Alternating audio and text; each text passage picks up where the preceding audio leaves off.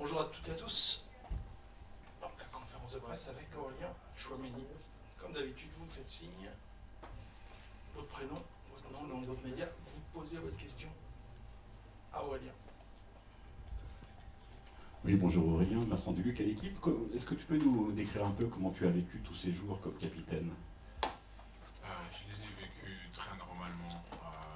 Il n'y a pas grand-chose qui a changé dans ma position dans le groupe. Toujours à prendre du plaisir avec les gars, rigoler ensemble, se préparer pour le match et puis gagner. Donc au final, ça s'est très bien passé.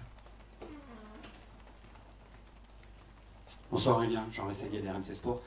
Justement, le fait de te retrouver là, avec le brassard de main, je suppose en tout cas, ça veut dire qu'il y a une vraie notion de confiance de la part et du sélectionneur et du groupe dans la continuité de ce rassemblement sans le capitaine Kylian Mbappé. Oui, je pense que c'est une réalité.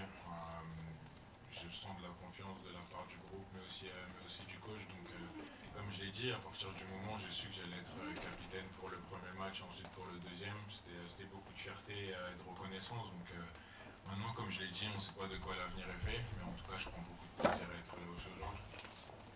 Bonjour Aurélien, vous dites que ça ne pas plus qu'un plus. Est-ce que vous aviez vu le match à Lyon, vous n'étiez pas du rassemblement de septembre, et à quel type de position vous attendez demain soir? Dans quelle mesure le fait de gagner pour potentiellement s'offrir un dernier très beau match face à l'Italie en novembre est l'objectif du groupe? Ah ouais, j'ai vu le match à Lyon. Très belle performance d'ailleurs des gars qui avaient su faire les choses qu'il fallait après la défaite contre l'Italie. Mais ouais, non, demain on va faire face à une belle équipe belge. On sait qu'il y a toujours un petit peu d'animosité avec eux, mais on est confiant, on sait ce qu'on est capable de faire, on sait ce qu'on doit faire demain pour gagner le match et continuer sur cette dynamique. En gagnant le match de demain, on va bien être positionné au classement, donc on connaît l'objectif. Bonjour Aurélien, Emmanuel Barbier pour l'agence France Presse. Justement, tu as parlé du classement. Cette compétition, on a l'impression qu'elle est à cheval entre une compétition, des matchs amicaux. Vous n'êtes pas toujours forcément à fond dans l'esprit de la jouer comme la Coupe du Monde. Kylian Mbappé avait dit, bon, quand on l'a gagné, on a eu l'impression que ça n'a pas soulevé des montagnes. Je voulais savoir ce que c'est à représenter pour toi, la Ligue des Nations. C'est pas la compétition du siècle, on va pas se le cacher. Je pense que c'est un secret pour personne. Après, comme on a dit, c'est une compétition. En tant que joueur de football professionnel, à chaque fois qu'on revêtit le maillot, que ce soit avec l'équipe de France ou avec le club, on se doit de tout faire pour gagner. On est aussi des compétiteurs, donc au final, Ligue des Nations, pas Ligue des Nations. Pour ceux qui l'ont gagné, comme c'est le cas pour moi, je suis content d'avoir pu ajouter ce trophée au palmarès. Après, évidemment que c'est pas la Coupe du Monde, c'est pas l'Euro, mais si on a la possibilité de la gagner, déjà si on la joue, on a envie de la gagner, donc on va tout faire pour.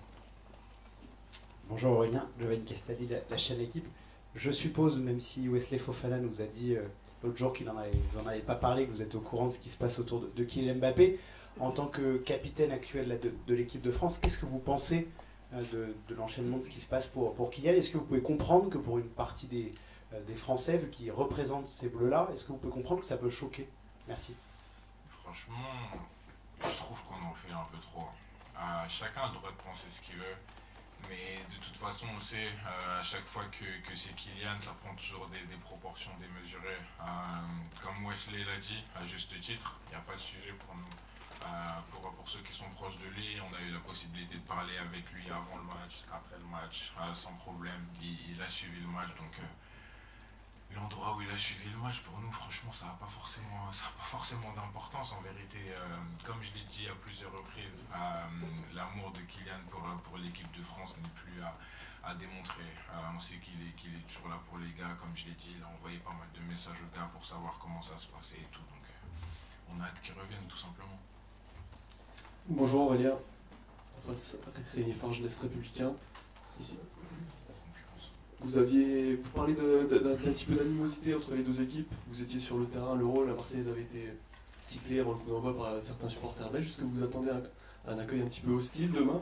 Et est-ce que ça peut être du genre à vous motiver? Si on suit la logique, sachant que le stade n'était pas rempli de Belges à l'Euro et qu'ils ont réussi à siffler, si c'est ici, à mon avis, ça va être encore un peu plus. Donc écoutez, ça fait partie du job. Ça va pas changer grand chose nous à notre préparation. Comme je l'ai dit, le plus important c'est pas l'adversaire contre qui on joue, c'est nous, ce qu'on est capable de faire avec nos forces et nos faiblesses. Donc on va tout donner pour remporter ce match. Au revoir. Bonjour Aurélien, justement, tu parlais d'animosité, c'était aussi un peu ma question. Ça se traduit comment? Ça se traduit aussi avec les joueurs belges, enfin, tu en connais certains. Est-ce qu'il y a vraiment une rivalité entre vous ou est-ce que c'est quelque chose qu'on crée beaucoup plus entre supporters et entre médias? Non, rivalité, je sais pas forcément. Après, on en parlait aussi entre nous. On a eu pas mal déjà de matchs contre la Belgique. L'historique des matchs contre la Belgique est assez important. Après, voilà, on entend deux, trois petites choses des fois dans les médias de la part de certains joueurs, que ça soit avant ou après les matchs. Mais on aime ça aussi. Comme je l'ai dit, le plus important c'est le terrain. Et puis que le meilleur gagne demain. Bonjour, Nicolas Gardien de Sud-Ouest. Qu'est-ce que ça change pour toi quand vous jouez avec 4 offensifs par rapport à ce que vous pouviez faire à l'Euro, où c'était plutôt 3 milieux, plutôt en point basse? C'est différent dans l'animation du jeu. C'est sûr qu'en phase offensive, évidemment, qu'avec plus d'offensifs, on a la capacité à créer plus de jeux. Après, on l'a vu lors du dernier match, c'est que malgré le fait qu'on ait joué avec 4 offensifs, je trouve que dans le contre-pressing, dans ce qu'on s'était dit, pour essayer de contrecarrer les forces israéliennes, on a réussi à faire ce qu'il fallait. Donc évidemment que ça change, mais au final, les deux, ça convient à tout le monde. Bonjour Aurélien, Frédéric Bleuze pour le journal L'Avenir. Vu les dernières victoires de la France contre la Belgique, à quel point ça vous donne confiance, voire même un avantage psychologique avant même de commencer le match contre l'équipe belge? Un avantage psychologique, je pense pas. Chaque match a son histoire. Qu'on ait gagné les 10 derniers matchs, qu'on ait perdu les 10 derniers matchs, le plus important c'est ce qui va se passer demain. Donc il y a la possibilité de continuer en quelque sorte cette série de victoires, si je ne me trompe pas, contre la Belgique. Donc il va falloir qu'on continue à faire ce qu'on fait de bien.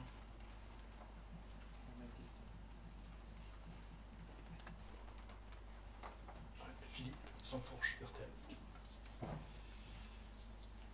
Bonjour Aurélien. On se souvient que pendant l'Euro, le sujet central, c'était l'efficacité offensive. On voit que depuis 2 matchs, même si c'est court, mais sur les 2 derniers matchs, les attaquants ont retrouvé le chemin des filets. Dans quelle mesure est-ce que votre influence, votre travail au milieu de terrain a pu y contribuer? Est-ce que c'est un sujet que vous avez abordé, que vous avez travaillé? Notre rôle d'abord en tant que milieu de terrain, c'est de créer du lien entre les défenseurs et les joueurs offensifs. On a marqué pas mal de buts là sur les derniers matchs, donc je pense que c'est bien, ce qui nous avait un peu desservi à l'Euro. Donc ça veut dire que tout le monde travaille bien, que ce soit les défenseurs qui sont aussi capables de faire des passes décisives, mais aussi nous les milieux à récupérer des ballons en phase haute aussi, ce qui peut faciliter la création d'occasions. Donc je pense qu'on est pas mal sur ce sujet-là, même si évidemment qu'on doit encore tous progresser pour continuer à améliorer notre jeu.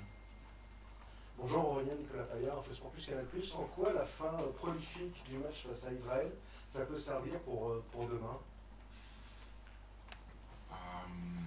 Ça nous a donné de la confiance. Évidemment qu'entre un 2-1 et un 4-1, c'est différent. Comme je l'ai dit, on s'est créé des occasions, on a surtout réussi à être tueur devant le but, ce qui est important dans le football de très haut niveau. Donc il va falloir qu'on continue à s'appuyer sur ça. Qui plus est contre une équipe contre la Belgique qui va forcément nous poser des problèmes. Donc si on arrive à être tueur et prolifique devant le but, ça va nous permettre d'avoir plus de chances de gagner le match. Aurélien, lors du précédent rassemblement, vous n'étiez pas là, mais il y a eu 8 changements entre l'Italie et la Belgique. Vous avez le sentiment qu'il peut y avoir autant de changements? C'est quelque chose que vous avez évoqué avec le coach ou quelque chose que vous avez ressenti au niveau des séances d'entraînement? Une modification de schéma tactique? Non, pas du tout. J'en ai pas parlé avec le coach, c'est pas mon rôle. Il sera là après, donc il faut lui poser la question. Mais concernant la séance d'entraînement d'hier, vous étiez là, du coup je pense pas qu'il y ait quelque chose qui ait été montré, surtout avec le des jeux couchés. C'est pas là que vous allez savoir comment on va jouer nous non plus. Donc écoutez, il va arriver. Je crois que c'est lui qui se cache derrière la porte en plus.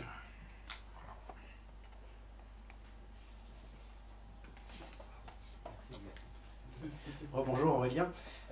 Bon, Marcus Thuram ne pouvait pas disputer le match face à Israël. Il est en meilleure forme. Par rapport à son historique en équipe de France, on sent qu'il manque un peu quelque chose par rapport à ce qu'il fait à l'Inter. Est-ce que selon vous, il a besoin d'un petit déclic en bleu? Merci.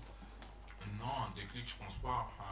Marcus, c'est un très grand joueur. Il le démontre au quotidien au club. C'est pour ça aussi qu'il est en équipe de France. Après, il y a des schémas de jeu qui sont aussi différents. Faudrait lui poser la question à lui, mais en tout cas, nous, on sait qu'à chaque fois qu'il est sur le terrain, c'est une arme offensive en plus pour nous. Donc, tout le monde est content de l'avoir dans le groupe France parce que c'est un très grand joueur. Bonjour Aurélien, Abdelaféli Bien Sport. La Belgique avec Kevin De Bruyne et la Belgique sans Kevin De Bruyne. C'est quelle différence ça fait pour vous? C'est forcément différent. Je pense que c'est un des meilleurs joueurs de l'histoire belge. Donc forcément qu'il soit pas là. Évidemment que ça va changer quelque chose pour leur équipe, pour nous aussi, mais à la fin, je pense qu'ils ont aussi d'autres joueurs de très haut niveau. Donc il y aura forcément quelqu'un qui va le remplacer et qui aura peur de faire une grosse performance. Donc il faut qu'on soit prêt à toutes sortes de possibilités. Merci Aurélien. On va enchaîner.